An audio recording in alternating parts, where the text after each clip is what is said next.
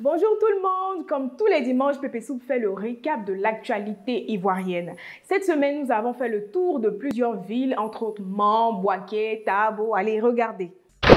L'organisation non gouvernementale International Friendship Services a procédé à la cérémonie de lancement du projet de renforcement des acteurs de promotion de la police de proximité.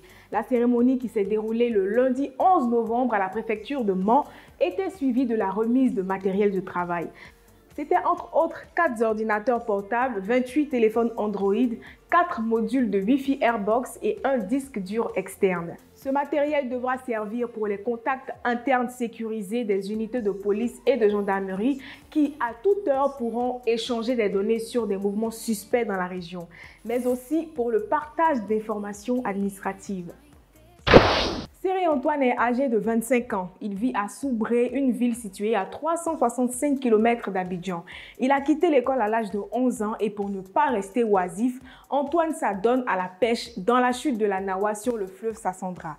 Pour lui, la pêche est un moyen de se faire de l'argent, de pouvoir économiser, mais surtout de réaliser ses projets. La vente du poisson lui rapporte entre 9 000 et 15 000 francs CFA par jour.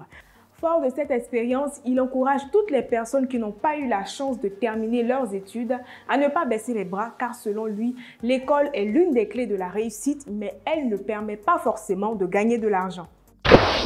Tous les jours depuis plus de 12 ans, Salimata Kone vend de la banane braisée accompagnée d'arachide au quartier Air France 1 de Bouaké.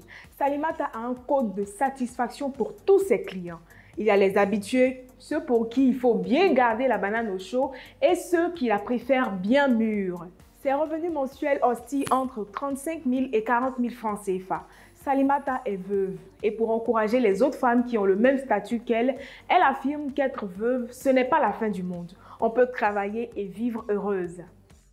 Sur la période du 3 au 9 novembre 2019, les commentaires de plus de 1400 internautes ont été passés au peigne fin pour se rendre compte de la tendance des avis des utilisateurs du réseau mobile Move. Il en ressort qu'après l'examen de 34 publications prises sur Facebook, YouTube et Instagram, 23,53% des avis sont positifs contre 76,46% de négatifs. En parlant des points positifs, pour certains abonnés, Move est le bienfaiteur en matière d'Internet. C'est lui-là même qui est prêt à donner des bonus jusqu'à 3 fois dans la semaine. Il précise même qu'à partir de minuit, la connexion Move fonctionne très bien. Cependant, d'autres abonnés ont tenu à mentionner le pass Internet de 1 gigaoctet à 600 francs CFA qui est passé à 700 francs sans avertissement préalable. Mobile Technology Networks, en abrégé MTN, se lance dans la conquête du marché des nouvelles technologies de l'information et de la communication en Côte d'Ivoire.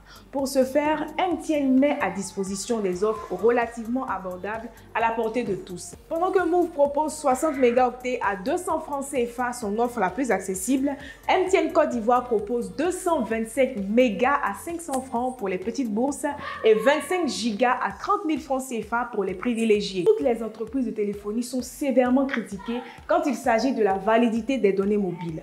Dans notre rapport hebdomadaire des avis sur les réseaux sociaux, Ahmed Kone affirme que l'Internet Move permet de naviguer plus longtemps que celui de MTN. C'est un avis parmi plusieurs qui tirent à boulet rouge sur MTN Côte d'Ivoire. Le 10 novembre a eu lieu une séance d'apprentissage du tam-tam parleur à la jeunesse de Tabo, précisément à l'Élé-Blé. Depuis un certain moment dans cette région, tout le monde a constaté la disparition de certaines valeurs culturelles du village, comme par exemple savoir parler la langue maternelle ou encore les danses traditionnelles. Les anciens et les intellectuels de la ville veulent y remédier par des actions concrètes au sein d'un programme et cette fois-ci, le choix s'est porté sur l'apprentissage du tam-tam parleur, encore appelé Atoum Blanc.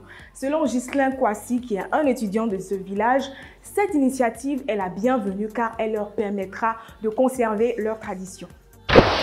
C'est terminé pour cette grande édition. Merci de l'avoir suivi. Allez, à demain.